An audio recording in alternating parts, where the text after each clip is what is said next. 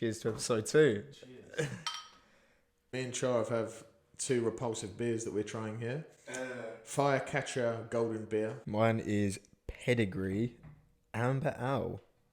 Bottle conditioned. I don't really understand what that means. Pretty grim. It's not amazing. It's not awful. I've had worse. Saying about like all these weird beers and that.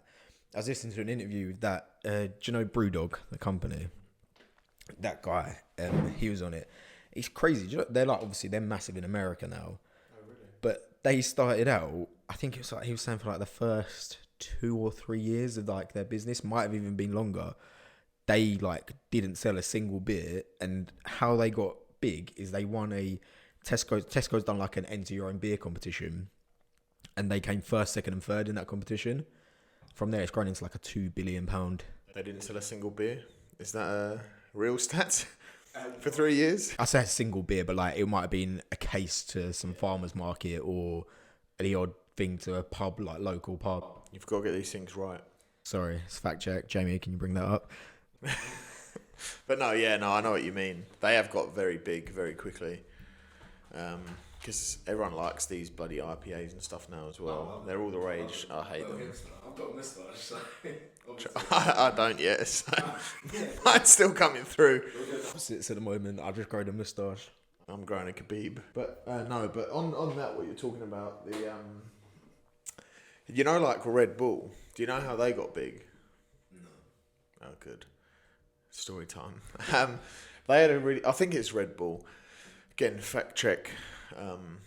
But no, so I'm pretty sure it's Red Bull. So when they launched energy drinks, whenever they launched it, maybe in the 90s, I don't really know. Energy drinks were massive at the time. There was tons of competition, and they thought, you know, it's going to be fucking hard to penetrate that market, basically.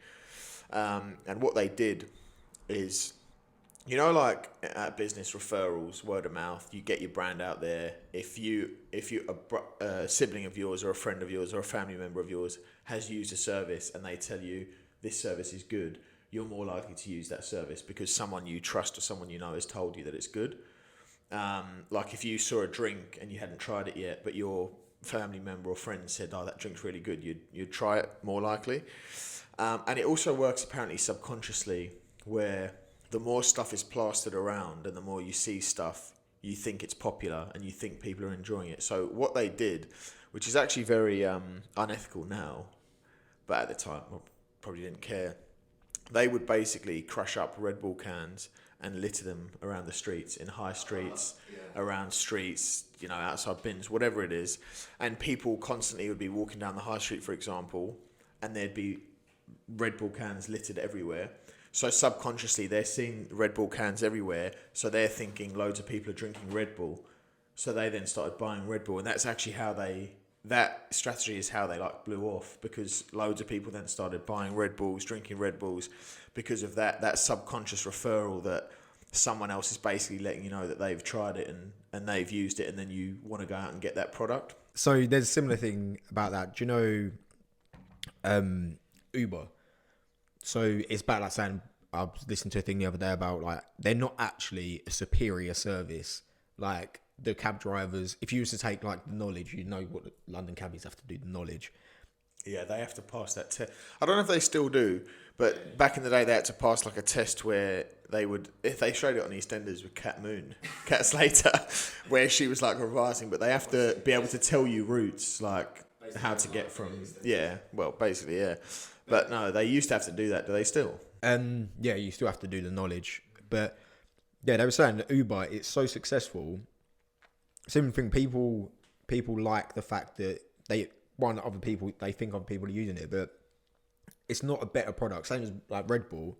Red Bull tastes like shit compared to other energy drinks, but it gets so popular through like other marketing things and that. And this guy was saying the reason Uber is so much better than other companies is purely because you got that, you know, when the driver's arriving and you can see, oh, he's 2 minutes away, rather than you get your cab like, oh, cab will be 15 minutes. You don't know if it's actually going to be 15 minutes. And then when it's left, you can't track it. But that's why they're superior to taxis. But why are they superior to the other? I guess because they were the first one. Stuff like Bolt and Ola have come after them, so that's why they're superior. Do you use Bolt, by the way, on the same topic? Have you ever looked at their reviews? No. Me and Ree had this experience once with Bolt. I used to use Bolt because they always offered deals, because they're trying to get customers in constantly. They always offered deals. And me and Ree drove back from, I think, Liverpool Street or Stratford once. We got a Bolt because it was cheaper and it came quickly, right? And this bloke, about 2 minutes into the car journey, made this sharp fucking turn, almost got hit by a car, stopped, wound down his window, hooted at the car, started giving it out the window. Several things like that then transpired over that journey. And I was just in the back, like, biting my tongue because I thought, I'm not going to give it to him and he'd make us get out and us have to order a new one. So I was just biting my tongue. And then loads of shit like that happened, though. He was swerving out in front of cars and shit, like, weird guy. We're a bit close to home, so I thought, fuck this, if he kicks us out now, I'm fine. And I just said, like, Geezy, you're a fucking psychopath. And what caused me to say that, he missed the turning, but tried to make the turn still and ended up driving us onto the pavement and, like, onto someone's grass in their front garden, and then reversed. And I just said, Geezy, you're a fucking psychopath. And he was just like, oh, you fucking giving it now, blah, blah, blah. And I was just like, I'm not giving it, but you've driven horrifically. Like, do you have a license? He could hardly speak English. And when he then turned around and was giving it to me, I noticed that the man driving was not the picture. Totally different colour, totally different person. So what I ascertained has probably happened is someone must own vehicles and pay drivers to drive them, basically, but using his account because he's got a license or whatever. But I basically had an argument with the bloke. He then let us out the car, got out the car, took his glasses off and squared up to me and stuff, like proper wronging. We then tried to get our money back from Bolt and they wouldn't. They gave us like £2 credit of like a 80 quid Bolt. And I was just like, this is disgraceful. Like, are you not hearing what I'm telling you? The driver was not the driver that you had in the picture. That's dangerous, because think of shit that could happen with like a woman driving on her own. If the police are trying to say she gets abducted or whatever, the police are trying to track it. If it's a different driver driving that vehicle than the one that's shown on the app, how are you going to find them? Do you know what I mean? Like, it's real dangerous to let that sort of thing transpire. So I was going back and forth with her customer service trying to get a refund, and they wouldn't budge. They kept saying, we're really sorry, but unfortunately, as you got from A to B, you don't qualify for a refund. That's what they said. So anyway, long story short, I looked at their reviews. Their reviews are abhorrent. Really? So many similar experiences to what we've had. People like arguing with their drivers, people driving recklessly, getting told to get out and stuff. Obviously, you will always get some negative reviews that are just people being pricks, but the amount of reviews they had, untold bad ones. Like, there's thousands of like 1-star reviews. So they are terrible. The only way they get business, though, is because they always offer discounts. Yeah. Always. Well, that is it. Moral of the story, travel Uber. Don't be stingy. Travel Uber's not even that expensive, to be fair. No, it's just that they'll offer like 50% off or whatever. Do you know what I mean? They do flash deals. Yeah, especially, can you still, yeah, you can still Uber Pool, can't you? Because I got, I got an email through. Yeah, I can do. Just going to pause the podcast real quick. Hold that thought. Yeah, so saying about that, you can still Uber Pool. I got an email through the other day saying like, with the cost of petrol rising up so much lately, well, obviously put it a bit more eloquently than now I'm saying it. And I was like, why don't you share an Uber Pool? And honestly, I'd rather pay fucking £2 a litre than jump in the car. I was about to say, I would literally never do that, ever. Like, what do you talk about? Don't imagine the wrong-uns. Maybe you just like... Well, you don't speak, I'd imagine. You probably... Yeah. But I found that even... I would find it more weird to just get in and not say anything than to just say, like, hello. Sat in the back of some guy, be like, price of petrol at the moment. Tell me about it. It's actually gone a bit down, though, the last few weeks. Like, it's been cheaper for me. At the peak, it was costing me, like, 75 quid to fill up a full tank. And the last couple of weeks, it's been, like, 69. So, to be fair, saying about the price of petrol and that, I was listening to, I think the other day with this guy on, it's called Modern Wisdom Podcast. I can't remember his name, but he's, so you got the energy crisis going on at the moment with prices for everything skyrocketing, and it's like, we need to find renewable energy sources and that.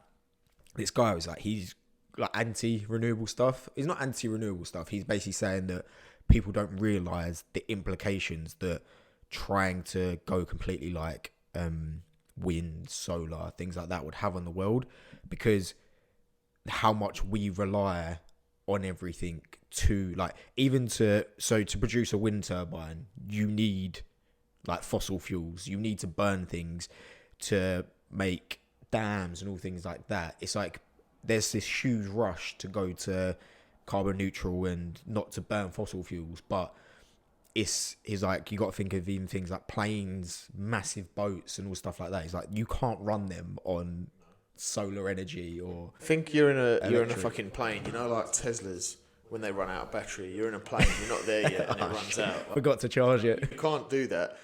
But even stuff what you're saying there, even stuff like the batteries that Tesla use for their cars, they're like mined and produced in factories in Africa, are they not? Is that Tesla? I'm pretty sure there's lithium battery or something like that. Yeah, it's lithium battery. And that takes fossil fuels to mine and produce to then put into the electric car. So yeah, the electric car is a lot better than a petrol driving car. But you're still producing. You can't just not, unfortunately, unless we go back to living in huts in the bush. We can't just stop like that. Yeah, and I think that's what this guy was saying. He was like, there's this huge drive to do it instantly, but there is no method to actually replace the things that we need.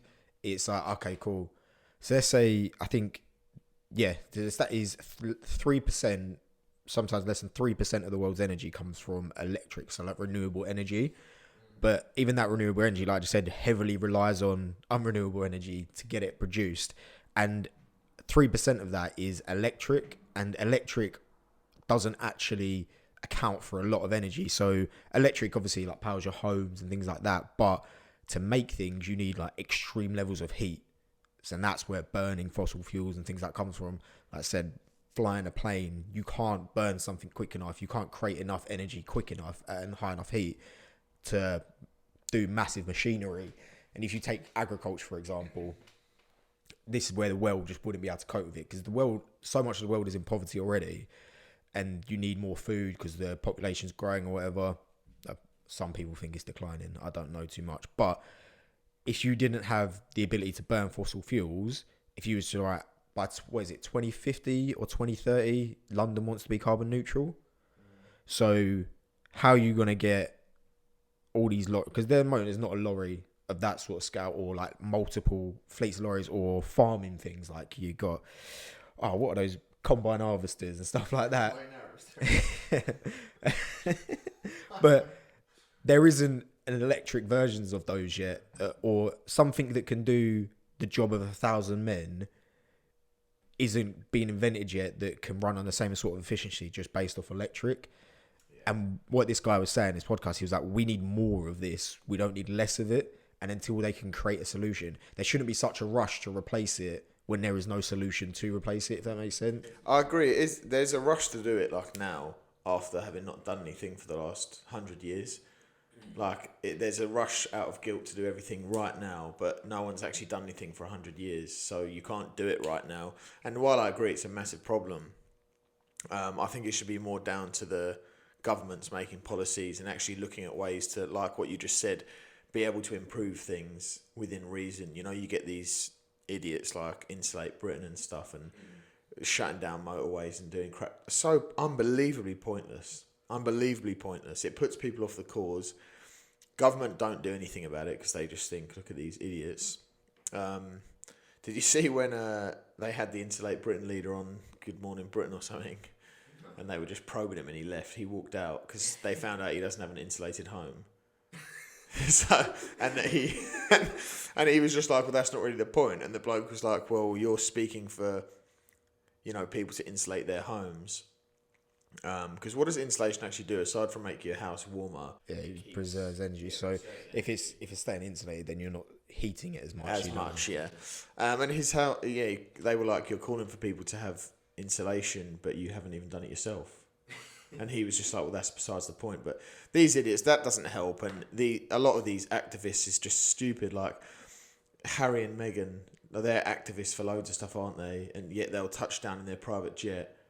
Like us going on a plane journey to a holiday with 100 other passengers, that's one plane for 150 people using the same amount of energy or whatever. You taking your private jet for just 2 people, do you know what I mean? But they sit there on their high horse and, preach to people and talk about sustainability. And there was was it the G7 summit or something that was down in Cornwall? And all of them got private jets there, including like Boris and the British man, them, like, coming from London to Cornwall. I get it's a bit of a boot, but a private jet, like, do you know what I mean? It's 6-hour drive, isn't it? So you probably get driven there anyway. So, But that's what I mean, and that sort of stuff annoys me. It is a massive issue, but usually the people that preach about it are hypocrisy's finest members. But I think more needs to be done about it. More innovation needs to be put in place. More of that needs to be put in place, but properly, not just let's go carbon neutral because it's better for the environment. Because how are you going to do that? thing is as well, like I don't know the ins and outs of it, but it's how long has the world? I'm not saying like greenhouse gases and things like that. Obviously, the global warming is a thing, but it's like how long has it been having an effect for, and nothing's been done. But kind of things don't seem to change as much as everyone says they're gonna. No, to be fair, I think the world is getting hotter. The icebergs are melting. Like shit like that is. when you look at this is me just going off what I've listened to and now like making assumptions. When you look at like since the world was created, like these catastrophic events happen. Like at one point the world was just a huge dust bowl, and then it like you get the ice age. Most of it's Well, that's not true because God actually made the world itself. that's a completely different podcast.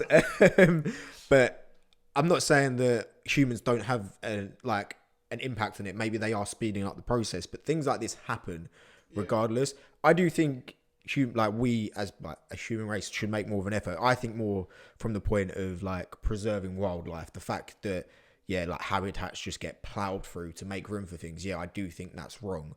But this podcast that I listen to has kind of swung my opinion a little bit in the sense that like it's if for humans to carry on developing, and if you want to live, if you don't want it to be a third world, like every single country to drop into that like third world status, then you need to keep using these things like to create more technology to do better. It's not saying one day it won't happen, but this drive for it to happen tomorrow isn't necessarily the best thing for the world. When I think everyone looks at it as like we need to stop humans having an impact on the world rather than like humans having a negative impact on the world, and rather like what can we use the world for sort of thing to make it a better place. No, so for me, I think it needs to be the corporations and businesses that change. Like there's so much pushed onto the public about the fact that your petrol car makes a negative effect, and you having your washing machine on non-eco mode makes a negative effect. And you always get those cliche posts about, oh, Boris just flew to so-and-so on a private jet, but I drove my petrol car today, so I'm the bad guy. Do you know what I mean? And there's always that push on the public as if anything we actually do makes a fucking difference. Even if every UK resident drove their car less, it would have a fraction of the effect as if like the massive corporations and businesses did that. Do you know what I mean? They're the ones that actually have money as well to change things and change like what they do and what they produce into the world. Like not every regular person can afford an electric car. Why do people not drive electric cars? Because they're more expensive, because they're less reliable, because they run out of battery if you're not near a charging point, etc. But they're also a shit ton more expensive. And other stuff like, some people need to drive to work. So you need to use your car. No one has the luxury maybe of working from home or whatever, but your typical average person has to use their car and has to do these things. But it's businesses that make billions of sort of pounds and dollars that can actually probably make a difference within their company's processes and stop using X gas and stop making X emission because they have the money for it, but the regular public don't. Yeah, or make more of an effort to clean up those things. There's it's like I think it's Singapore. Yeah, Singapore. They have this system basically where their majority of the CO2 they produce, they filter it. So they're still using a shit ton of fossil fuels and burning through things, doing all these things. but they just have a process of eliminating the like harmful gases that then go into the atmosphere. And I think that's like maybe what people like. That's where more focus needs to be, rather than let's just fucking eliminate anything that produces it. Because then you are just like, you are almost trying to put the world back into a dark age. Yeah, it does need to be that. It needs to be, how can we improve it, the situation, not how can we eliminate it right away. But that stuff that's causing the cost of living as well is nuts at the moment. It's not just petrol, the gas and electricity. Have you seen the forecasts? Like, I was reading an article today where, they keep saying that the energy bills per household for like October to December, the average sort of UK household, we paying something like £3,500 between October, November, December. So the 3 months of winter. And I think it was the same 3 months in 2020. The average household price for those 3 months was like 900 quid, 950 quid. So about 325 a month. And it's now going to be like 1,100 a month. Like, that's nuts. And that's overnight. Obviously, it's been affected with the Russia-Ukraine thing and the price of oil, but it's also, this cost of living crunch at the moment is crazy. So you've got that to look forward to. Brilliant. Can't wait. But another thing, this guy was saying that a lot of this driving up the prices and that comes from, not completely, but comes from the fact that the demand is still so high, but because a lot of these policies and that, they do come from governments under pressure to be like, right, so the government is now turning around and going like, right, you need to be carbon neutral by 2030. We're not going to sell another electric car by 2030. Things like that. The pressure to then advance those sides of the industry, like those sides of the world, rather than trying to improve the side that we've already got, it's just fucking people up because you're dropping the demand for these things so much. People are just like, because the demand's dropping, but it still needs to be used. If that makes sense. So people are just like, companies are charging through the roof for it because they can, basically. Because the price of it all actually went down like a month ago, I swear, and none of the petrol stations reflected that in their prices. They just continued charging the same price. Fair enough, they put it up when it was more expensive to buy because you've got to have your margins at the end of the day, but the prices have gone back down and they're still charging those prices. But even with the oil thing, again, that's government pressure to get involved in the Ukraine thing. The whole world wanted governments of the bigger nations like the US, like UK, etc., to get involved and help Ukraine in some way. So that's why they then, the NATO countries, that's why they then stopped using Russia for oil and stuff like that. And that's why it's now become more expensive for us, because we've had to source it from other places, etc. But again, that comes from pressure on the government. The government don't just think, fuck it, let's make petrol more expensive for everyone, shall we? Like, that's pressure put on them to make a decision. They've made that decision. The decision has now led to the price of petrol going up. But then it's like, there is, as much as people say like you're draining the world's resources and that, there isn't, like, Earth is not at its capacity. It can support so much more life, and just like, there's I'll get a stat up. Let's have a look. No, but it can't though, because in fairness, you've listened to this podcast and it's thrown out a few. But like, what the human race have done to the world is horrific. It can sustain more animal life, probably a lot more, but human life, I don't know. The first world countries are the ones that do most of this shit. Right, let's have a look. Yeah, I've seen that stat before, but that's not going to happen ever. So yeah, it basically, the natural resources, I can't actually find the specific stat, but the natural resources convenient. Shit, just proved me wrong. The natural resources aren't like depleted, but it's just because there's this pressure to move to other things that people aren't then looking for them anymore. Don't get me wrong, there's other implications that come with that, the fact that you have to create more greenhouse gases and things but they will deplete though. This is the thing, they're not finite. They will deplete. Even if they're not at capacity now, it will deplete. Countries run out of things. South Africa used to have tons of gold. As soon as they let the UK in, all that gold was gone. Things run out. Natural resources you can't grow on trees. They will run out. So even if it's not a capacity now, they're finite things. They will eventually run out. Like even oil will run out in a long time, because there's still tons of there'll be plots of oil within the sea and within countries that haven't even been discovered yet. I get that. But again, that is not something that's finite, and that's not something that's constantly produced. It will run out eventually. Probably not in our lifetime, but it will. It will be a long time. Yeah, like I said, I just thought it was quite... Because I was... Before listening to this thing, I was very much the same. Like, obviously, I'm not going to start fucking gluing my hands to the M25 and shit. But, yeah, I was really like, yeah, I would need to do everything in your power, like get electric car. The world's fucked and things like that. But you don't realise on, like, the flip side of it, not looking at both sides of the argument in that sense, that the world might be fucked in that way, but trying to unfuck it straight away isn't the solution. It's trying to improve on what we have got, sort of thing. I would probably drive an electric car if I can afford one. Like, I PCP'd my car in December, and what I pay that, it's monthly, it's like 250 quid, if that, 230 maybe. Electric cars, for a similar model, similar size, etc., you're looking at like £400 a month. Like, they're so much more expensive to get. I would get one because, as well, it's cheaper to actually run in terms of charging it. Obviously, you either use your own... If you've got an electricity port at your house, you're using your own electricity, so your electricity bill will probably go up. But even if you charge the car up at a charging point, there's actually a few in Wickford. You know, near my office... No, so near my office, there's a co-op that shut down. There was a big co-op with a big car park behind the high street. And in that that car park, there's like 8 charging points. But even actually charging the car is cheaper. But they're just so expensive to buy. Whether you buy it outright or you PCP it and pay it monthly, it's just too expensive for a lot of people.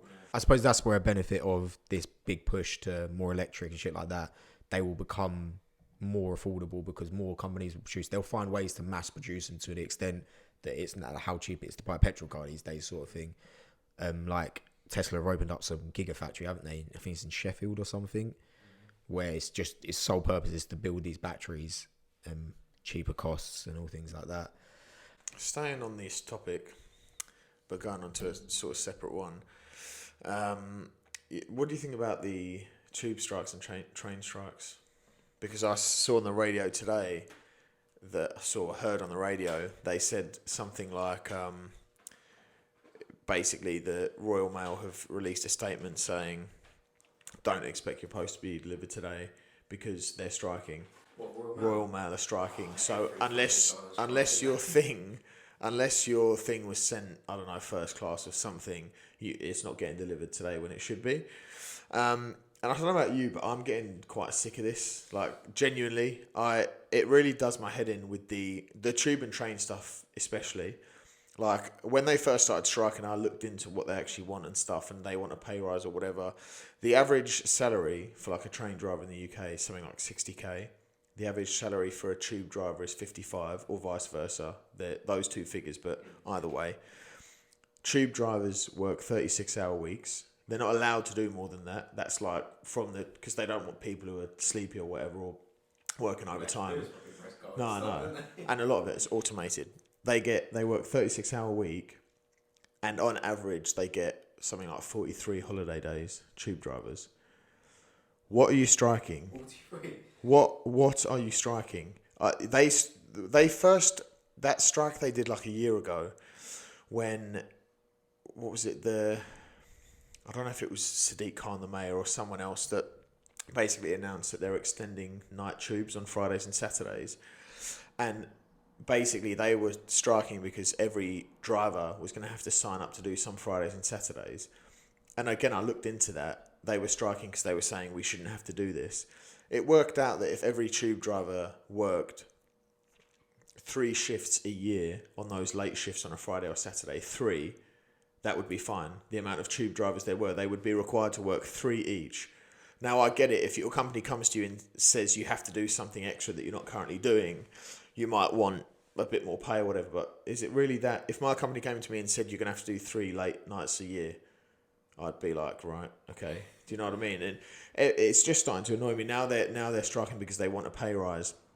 You work 36-hour weeks. You earn more than... That is well above the average salary. 55 and 60 is well above the average adult salary in the UK. You work less hours than most other professions. All other professions? Is that fair to say? people working 9 to 5 jobs, that's a 45-hour week. If you're a nurse, doctor, you probably do more than that. I can't think of many professions unless you work sort of part-time at a grocery shop or something that you'd be doing a full-time employee doing less than 36-hour week. Yeah, that's true. I suppose, yeah, look at that. It is. But the holiday days, the money, and the hours, I just think, what could be better? I get that they're qualified as well. I'm not just like they go through qualifications to become it. I'm sure it's not easy. You can't do it overnight. But like, But then you say you could argue that same sense is just as much as any profession. You have to. I say any profession, but a lot of professions you do need to have qualifications and things like that. I've never been a train driver, so I can't say whether or not it's difficult. But yeah, I think the biggest part of it is the fact that they have such strong unions. These companies, and if there's because they have such strong unions, everyone goes on strike. And I think there's actually a law that you're not allowed to fire someone as a result of striking. So of course the fuckers are going to do it because they know they're going to get what they want in the end. And that is, I think probably there's some good intentions to start with. But then over time, it's just like, right, let's just see what else we can get. Let's see what else we can get. And I get, you'd say like the cost of living and all things like that. And I watched an interview with one of the union reps the other day. And he was saying, he was like, it's ridiculous. Like all these people that own the train companies, like it's private, innit? Train companies in UK, public transport in UK is private sector. Might be one or two that are government run. But they're saying these people are becoming like 10% richer a year, for example, and we haven't seen like our average wage. But I was like, well, I don't know because they're on fucking strike all the time. But geez, fuck you. We pay. What did we say in last week's podcast? To get from Wickford to London, it costs 19 quid one way. You complain about your pay hasn't gone up. The price of the fucking trains have, and you earn a great deal of money. Naturally, I don't. Obviously, corporate hogs that own companies and take the piss. Yeah, of course, the owner of a privatised business is going to take most of the funds. They're greedy, it's their business. Of course, I get that. But you earn a great deal more than everyone else, work less hours, have more holiday days. They have a lot of rights in terms of taking days off for certain reasons, and which I don't think is a bad thing, but it's not something that's offered to in a lot of normal professions. But I just don't get it. I got it after COVID, when the nurses wanted to strike because they got a 3% pay rise. And I got that because although you got a pay rise, I think they worked loads during the pandemic. Like they were, broke their backs. So they probably looked at the 3%. While you're not entitled to a pay rise, I'll always stand on that. You get a pay rise or a bonus, you're not entitled to that. Like you've been given that. I'm a big believer in that. When companies release their Christmas bonuses and people are unhappy with their bonus, the clue's in the name. It's a bonus, and like a salary increase, you're not entitled to that unless it's written in your contract that year on year you'll get a certain amount. However, I completely appreciate your nurses sort of wanting to strike because again they worked so hard during the pandemic, and the 3% was a bit measly. So I got that, but the train drivers, the tube drivers, I don't get it at all. And now the postal service, since when are conditions and pay in the postal service bad all of a sudden?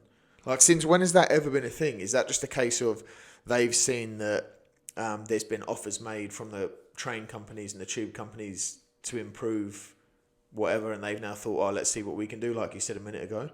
Since when's Royal Mail been a horrendous company to work? Do you know? I don't know, yeah. Maybe the Queen's fucking going into the thing, giving them shit. But I just don't get it. It's crazy. And it is because it is the unions. Old Maggie Thatcher broke the unions back in the day, didn't she? I don't know.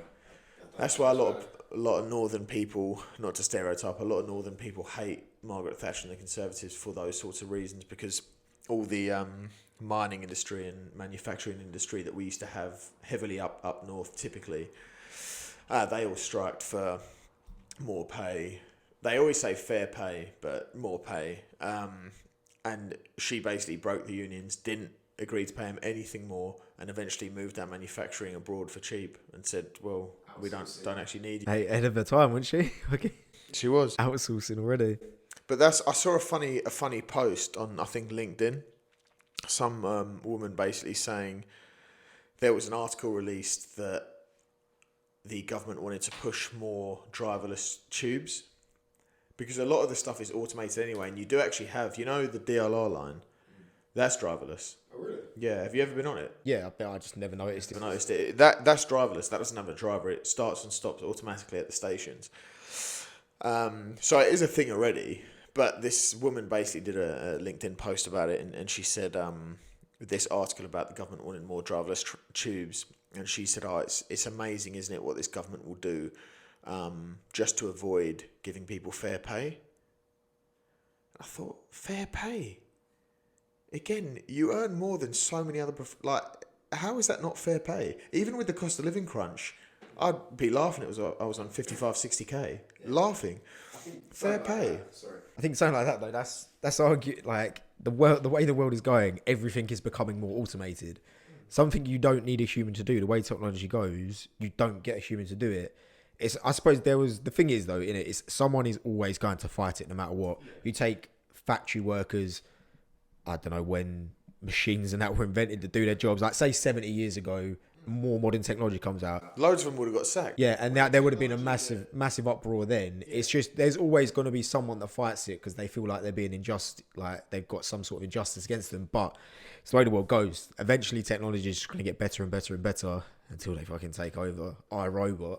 We're done for. But what you said, like the technology that we would laugh at and think is old now, when that was invented like 60 years ago in a factory, a robot picking up and putting something on instead of like 5 men having to lift it and do it manually, so many people would have got sacked. So many. Like, I don't know why this popped into my head. Willy Wonka, the film? Is it the granddad or someone in Willy Wonka that they work in a toothpaste factory screwing on the tips? It's Charlie's dad, isn't Dad. It? And then they all get made redundant because they bring in that machine that does it. But there's stuff like that, yeah. And that stuff like that would have happened. Like even it's great, like with food, like mass food production back in the day would be people literally just making mass food production, like donuts and shit. Those same people would soon be fucking complaining if they couldn't go in. The fact that all of this happened is because of the advances in technology and the fact that, because now it's going to help like the public. If you can automate more trains, you remove human error. So trains are more likely to be on time.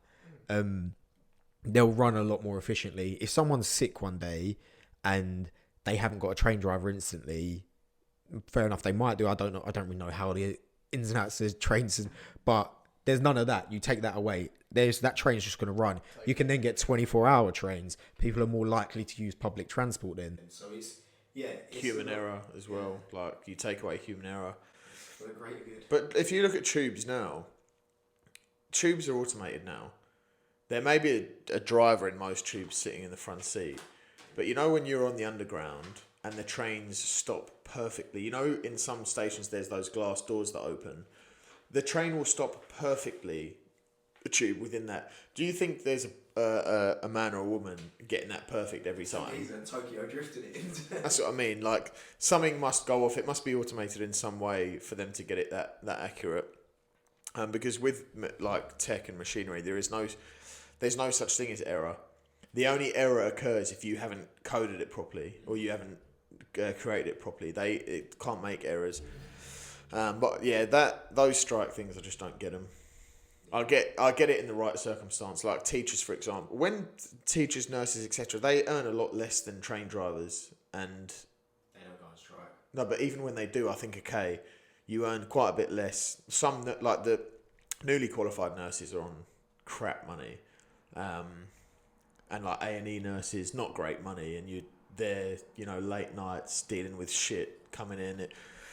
But I need to look up the same things that I've looked up for like tube and train drivers. I need to look this up for the Royal Mail, because when have you ever seen like a grumpy postman either? They're always like, morning. A couple of miserable gits I see walking around sometimes, but maybe that's because they've done like 40,000 steps and it's not even 8 o'clock in the morning. Yeah, I think it is. Actually, one of my friends is a teacher, and he was kind of saying about like there's a lot of unions and things, and he, whether rightly or wrongly, like he had the opinion, it's kind of like, oh, look, at the end of the day, if you've got that much of a problem with your job, find another fucking job. And I get there's an extent, there has to be a cut-off point to that. It can't just be like, you work in these shittest conditions ever. But it's train drivers, for example, nitpicking it. You get a decent wage, good holiday, benefits probably all right, whatever. Like, I didn't even look at the benefits. Benefits are probably paying. surely there's got to come a point. But then I think that's where they're protected in the sense you can't fire someone. And I don't think it's a wrong or right thing. I think it's just a bit of like does there come a point where it's just like, do a fucking different job then? If you've got that much of an issue with the way it works, go get a high paying job. Do a job that is probably going to be, I'm not trying to say train driving isn't difficult, but probably going to be a lot more taxing. But if you're that desperate, you want more money for, because the thing is, I think as well, it's everyone just wants more for less. Yeah. They want to do fuck all and get something in return. Everyone's looking for that payday. It's like suing culture, innit? It's like everyone just wants to take something off someone for doing absolutely fuck all. No one wants to do any sort of graft. That is what at this day and age is like that though. It is that what you just said, that classic people want more for less. You want, like it happened at my company, like when I managed the team before, I spoke about it a bit last week. There was a girl that she got out of her probation and wanted a pay rise. What, straight away? Yeah. Was that agreed? Like, was there any? No, nothing was agreed. I got one when I got out of my probation just because they offered it to me. No one else did. That wasn't a regular thing. She wanted a pay rise, so she asked me, and I just said, "You'll have to speak to Brian, the CEO. That's not my call." So the three of us had a meeting, and the boss just said, "Okay, so you're out of your probation. What other reason aside from the fact that you've now worked here 3 months do you think you should get a pay rise?" And she was just like, and he was just like, you have to, he was like, come on, I'm not trying to be rude, but you've got to come in and demonstrate to me that you've done good work, or that you've done this, or that you've done that, or that you've improved in this, or helped the company in that way. You don't get a pay rise just because you've worked here 3 months and you're now at your probation. Like, that's not how it works. You have to show why you deserve a pay rise. And the reason I say that is because, like with this, on what bounds are you asking for a pay rise? Like these train driving strikes. Are you bringing more value to the company? Are you gonna doing the same hours? You know, doing the same job effectively, but you want a pay rise all of a sudden. I mean, with the cost of living, it's not even because all those strikes were going on before the cost of living crunch as well. So if it was to do with that, and if loads of unions started striking because cost of living's fucked and we all need a bit more money because we do, you'd sort of understand it. But it's not because of that. You know, I just don't get it. Yeah, no, it's like, but people do want more for less. People want they think they're entitled to money, and people want money for doing nothing. Like that's the culture that there is now. If you can earn the most money by doing the least, which would be like, it would be cool, but like that's not realistic. I think people would take it, wouldn't they? But it's like, I think as well, especially this day and age, like you got social media and things like that, and it's the whole influencer culture. You take like the Kardashians, for example. They've monetized on it and they've actually made successful businesses with it, but they've got fuck all actual talent. Good in front of a camera now through like years of training, but Pornhub training. Great actress. Hope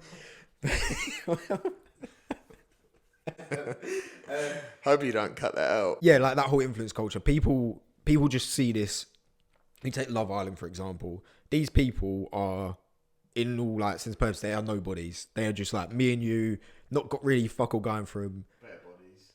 Oh yeah, obviously amazing rigs, but who needs to have abs when you can have kebabs? True. But yeah, like they are just everyday run of the mill people. They get plucked out of this, and then they.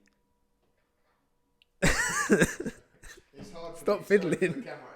I've got ADHD and I fiddle with things, so He's just Sharky fucking. keeps looking at me and I'm fiddling with. He's telling me. I'm gonna have to get you a fidget spinner or something for the next episode. But and then they go from nothing to this absolute stardom overnight, and then people see that and then just think that is the norm, and they think, well, they've done it, why shouldn't I? But I think you got to understand, like these people get plucked out of, like they just get seen. That's not gonna happen to you. Odds on that happening to you. No offense, but like they're exceptionally good looking people. If you hit the gym a bit more. Yeah, but like not everyone looks like that. Not everyone's got their personalities, and then everyone gets this impression. It's like, well, I shouldn't really have to do fuck all, and I should get given what I'm deserved. I think it's like why everyone loves the lottery so much and shit like that, because they just think, oh, I'm gonna do fuck all and I'm becoming a millionaire. The odds on you winning the lottery. I think the lottery. I agree with what you said before. I think the lottery is very much just hope. Yeah, like it's more of a hope. It's not a I want to win money for doing fuck all. It's just a hope and a chance that, it's the same as betting. You're thinking, oh, hopefully I'm going to win. It's the same in the sense people want to win the talent lottery, not the talent lottery, the Love Island lottery. They want to win that. You don't have to. You just have to be there. All you got to do is be there, and you actually. But realistically, for 90% of the world, you actually have to put some sort of fucking hard graft in to get somewhere. You're not going to win that lottery. But that is what social media is toxic for. That it's toxic for making younger people think that looking like that is normal, and having those skills is normal, and you can amount something that way, and you can set up a podcast and become just talk shit for hours in front of a mic. And people think that you can actually live that way, where it's so unrealistic for you to actually be able to live that way. You get these influencers that say, yeah, I do 1 hour of work a day and this is what I do. Even, like at my company, we sell Amazon businesses. So we work with people who actually manage Amazon businesses. I have managed a few myself before at this company. It takes a lot of fucking work to get something generating money, to market it right. If you're launching a new brand on Amazon, which I've done a few times, but you get these YouTube channels and these Instagram channels and TikTok channels of these e-commerce whizzes that will tell you, follow my 10 simple steps and you can turn your brand into a multi-million-dollar company. That's what I did last year, and now I live wherever I want in the world. I could do an hour of work a day from the Bahamas, and I just think, no, you don't, geezer. Yeah. I'll follow those 10 steps now. I'm not getting that. Yeah. I know how much work it takes. Amazon's so competitive as well and stuff like that. And a lot of it's luck. You can put in the hard graft and get it making a decent amount of profit. Like I'm talking a few thousand a month for our clients, etc. But people breed that, and then people looking at it who are younger think, oh, this is achievable. Like I can actually do this.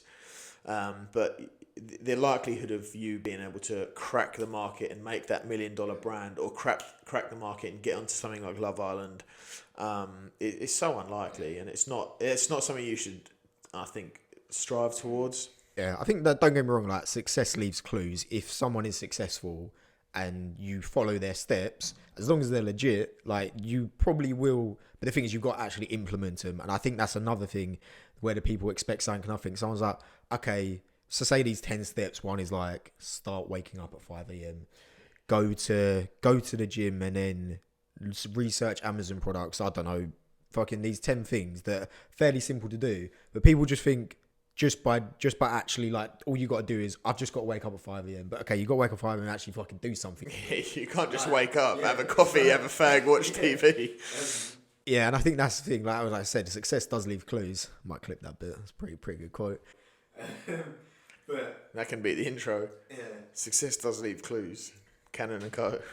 But yeah, and then you sound like these people give these to-do lists and that. Most of these people are full of shit. Like you said, like they give off this persona that they're well successful now. It's even, if you've seen the thing, it got brought out, oh God, it must be a couple of years ago now, but loads of these like influencers, I'm doing air quotes for people not watching on because we're on Spotify now and Spotify and Apple Podcasts. Check it out. Link will be in the description. But yeah, these so-called influencers, they can hire out like a fake private jet, and it's just like basically a backdrop with things in it and that, and they'll pass it over their social media, and it gives the illusion that all you got to do is be a bit good looking and get some fucking sponsorship deal or some random clothing brand or something, and that's it, you've made it in life.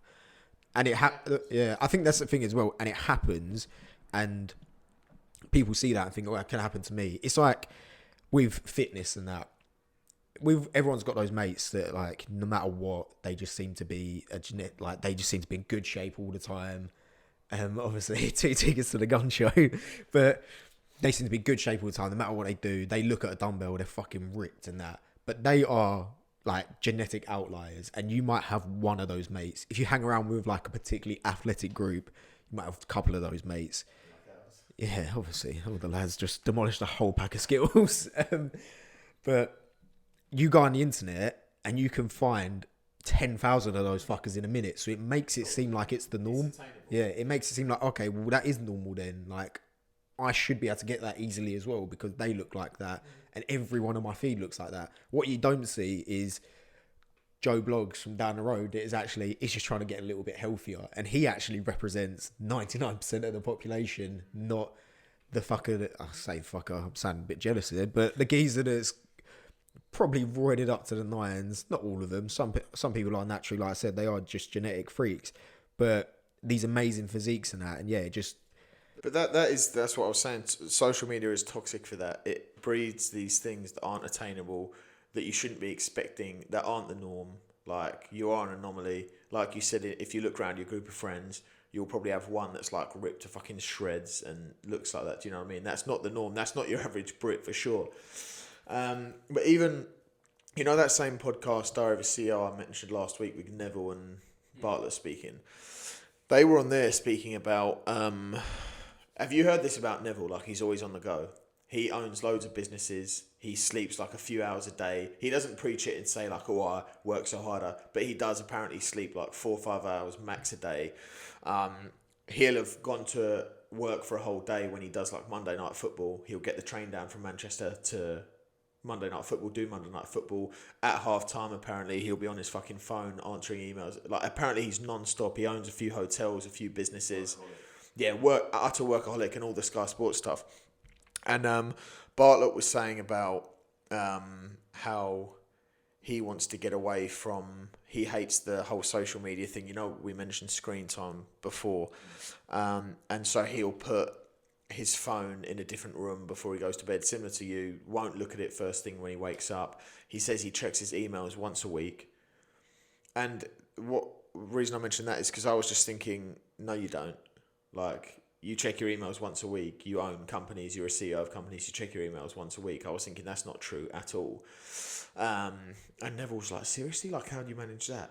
Oh, my sister goes through them and responds to them. Yeah, and it's then like, every time, this is what I mean, is when someone on social media or someone on the TV or someone says one of these things, on the face of it, he's saying, I check my emails once a week. And you're thinking, fuck me, a CEO of I don't even know what company he owns or companies he's with, but didn't he have a new company or something? And he's on Dragon's Den now as well. But on the face of it, you look at that and you think, oh shit, like a CEO who isn't glued to his phone, who doesn't check his emails, cookie crumbles a few minutes later, his sister manages all of his emails and all of his social media things, goes through his emails, replies to stuff every day, flags a few that only he can respond to, and he then checks them once a week. So I was just thinking, saying that you only check, if Neville hadn't probed him and said like, seriously, how do you, then he would have just been saying like, for effect, I only check. I suppose if you look in that sense, though, but like you'd imagine through his like younger career, he probably did graft like his arse off to get there. And yeah, it does create the illusion, maybe because it's just a snippet out of a podcast. He doesn't go into all the details saying, do you know what I went through a phase of, I think he actually has said it on other podcasts where he's like, I used to just be glued to my phone 24/7. Yeah, no, I'm not denying that. I think that's there is a difference between that and expecting something and like expecting to do fuck all, because they put the graft in and they build a system and they build companies where they can take a step back and enjoy the benefits of it. That's not the point I'm making, though. The point I'm making is saying that you check your emails, work emails once a week is just not true. You hire people to check your emails and respond to things. You are checking your emails effectively. Do you know what I mean? Like, you don't just not. But again, what you've just said about on the face of it, beneath that, oh yeah, he grafted for years. But that's not what he said. He said, I check my emails once a day. I don't spend time on my phone. I try and stay off social media. And it's the same as when these people say, do what I did and you'll earn millions overnight. Because you probably, to earn that millions, you probably put in graft for the last 3 years, and someone following your 10 steps is not going to make 20k profit next month. Do you know what I mean? What the point I'm making is there's always more to it than meets the eye. When you get these fitness freaks on Instagram that say, follow my routine and you'll look like this, when you get these e-commerce whizzes, when you get people like Stephen Bartlett saying that, this is just not the case. There's always something behind that they have grafted for that. They might be talking bullshit, like some of the fake people, influencers you said about hiring yachts and stuff. But the ones who have legitimately done it, they've grafted for years to get there, and that's that's the point I'm making, is where people think about what we're saying about wanting something for nothing. Those people have grafted for years to get there, to be able to recoup the rewards of that Amazon business, or recoup the rewards of their fitness program, or not checking your emails. Do you know? Yeah, but then I think that's like, I know some of the I'm part of this business mindset course and that, and they do say, like, they give you tips. It's almost obviously it doesn't do it 'cause it's one podcast. There's only so much information. Right, guys. The camera stopped recording, so the full episode will be on Spotify, but the camera stopped recording And Apple Music.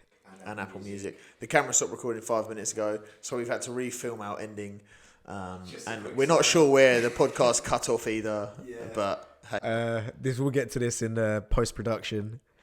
We're still ironing stuff out, but as you can see from last week, we've already got the equipment, so it's getting more professional by the week. Yeah. Next week, maybe we'll have a bigger memory card. Yeah, I'll get on that. But yeah, what was I saying? Oh yeah, the podcast stack. When we was finishing, we were saying if we make it past next week, so 90% of podcasts don't make it past their third episode. So after next week, actually we have to record 4 episodes to make it past that 90%. But I think we'll get 4.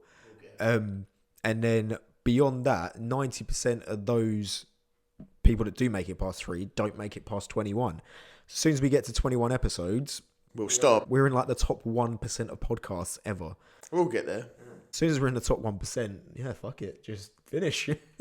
We'll be raking in so much dough by then. So many views.